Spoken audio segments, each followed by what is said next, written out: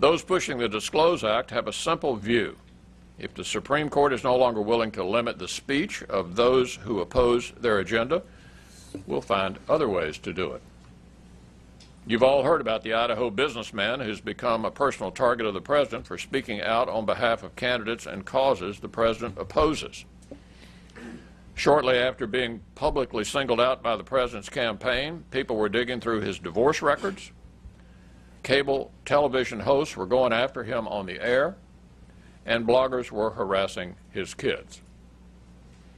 Charles and David Koch have become household names, not for the tens of thousands of people they employ, not for their generosity to charity, and not for building up one of the most successful private corporations on the planet, but because of their forceful and unapologetic promotion and defense of capitalism.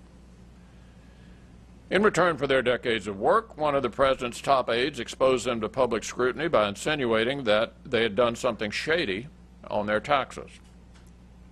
And earlier this year, the president's own campaign manager sent a mass email to the campaign supporters notifying them of a Koch-backed event, presumably to incite just the kind of mob that in fact showed up.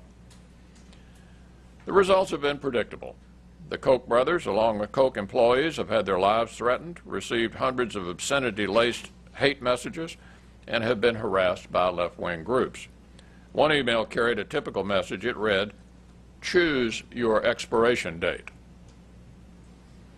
If the President of the United States opposed these kinds of tactics, all he'd have to do is condemn them. Instead, he's joined them. President Obama has publicly accused the Kochs of being part of a, quote, corporate takeover of our democracy, whatever that means. And not only did his campaign publish a list of 8 private citizens it regards as enemies, an actual old-school enemies list, it recently doubled down on the effort when some began to call these thuggish tactics into question.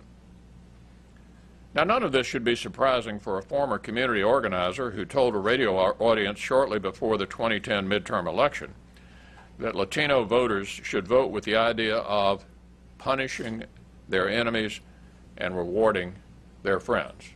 That's the President of the United States. But all of it should be surprising to a former community organizer who happens to be president. What's more, the tactics I'm describing extend well beyond the campaign headquarters in Chicago. To an extent not seen since the Nixon administration, they extend deep into the administration itself. News reports suggest that top White House officials have long participated in a weekly conference call with a left-wing organization in Washington whose stated purpose is to track conservative media voices, seize on potentially offensive content, and then use it to mount corporate intimidation campaigns aimed at driving these voices clear out of the public square. Earlier this year, dozens of Tea Party-affiliated groups across the country learned what it was like to draw the attention of the speech police when they received a lengthy questionnaire from the IRS demanding, listen to this, demanding attendance lists, meetings transcripts, and donor information. One of the group's leaders described the situation this way. He said, groups like ours either drown in unnecessary paperwork, or you survive and give them everything they want, only to be hung. The head of one national advocacy group has released documents which show that his group's confidential IRS information found its way into the hands of a staunch critic on the left, who also happens to be a co-chairman of the President's re-election committee. The only way this information could have been made public is if someone leaked it from inside the IRS.